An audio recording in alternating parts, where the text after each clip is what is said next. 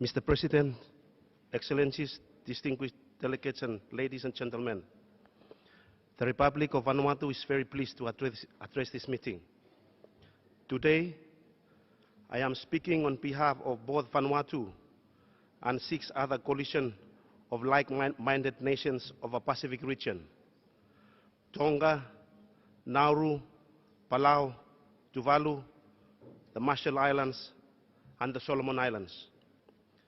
Mr. President, we 7 have come together today and in a separate written joint statement in order to draw the attention of the distinguished members of the United Nations Human Rights Council to the grave situation in West Papua.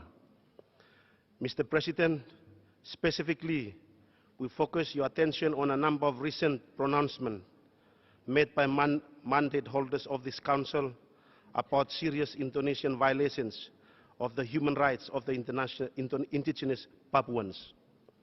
The recent joint letter issued by the UN Special Rapporteur on the promotion and protection of the right to freedom of opinion and expression, the Special Rapporteur on the rights to freedom of peaceful assembly and of associations, the Special Rapporteur on the rights of indigenous peoples, the Special Rapporteur on extrajudicial summary or arbitrary executions, and the Special Rapporteur on torture and other cruel, inhuman, or degrading treatment or punishment.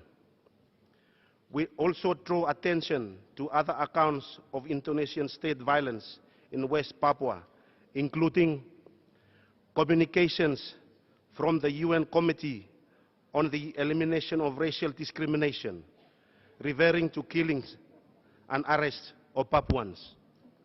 Numerous well-documented reports of extrajudicial execution of activists and the arrest, beatings, and fatal shootings of peaceful demonstrators, including high school students, and reports of persistent violence against Papuan women.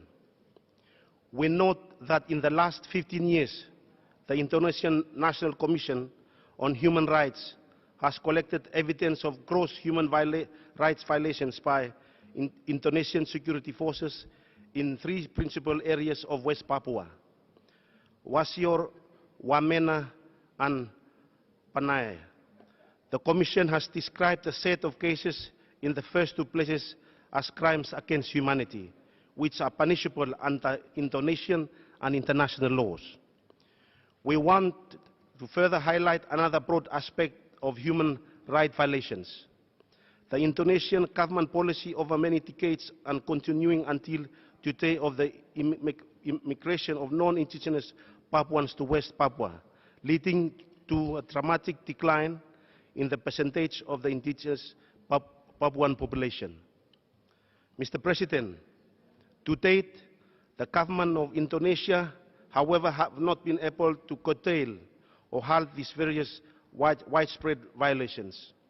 Neither has that government been able to deliver justice for the victims, nor has there been any noticeable action to address these violations by the Indonesian government, which has, of course, immediate responsibility and primary accountability, we say.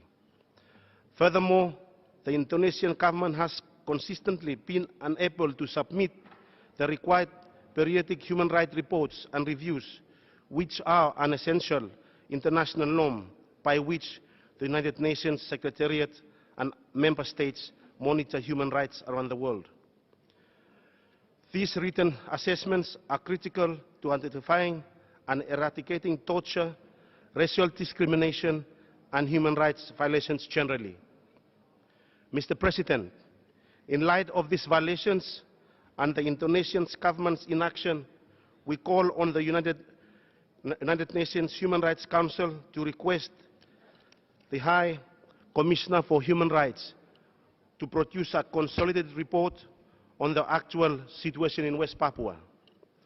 The High Commissioner's report needs to take into account of the information in existing treaties, special procedures, and the Universal Periodic Review, as well as reports from other international and regional organizations and non-governmental organizations.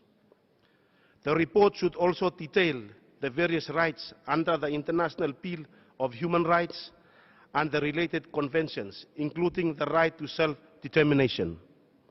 And the report must make recommendations for the immediate action to halt the pattern of human rights violations as attested to by the numerous special procedure and other bodies noted earlier. Finally, we ask for full and unreserved cooperation with the High Commissioner in the fulfillment of this mandate, including provision by Indonesian authorities of complete access to any persons in West Papua deemed appropriate to meet in the compilation of this report. Mr. President, as I close, we believe the challenges of West Papua must be brought back to the agenda of the United Nations. Thank you once again for the opportunity to express my views in this forum. Long court, you may stand up. In court, we stand. Thank you.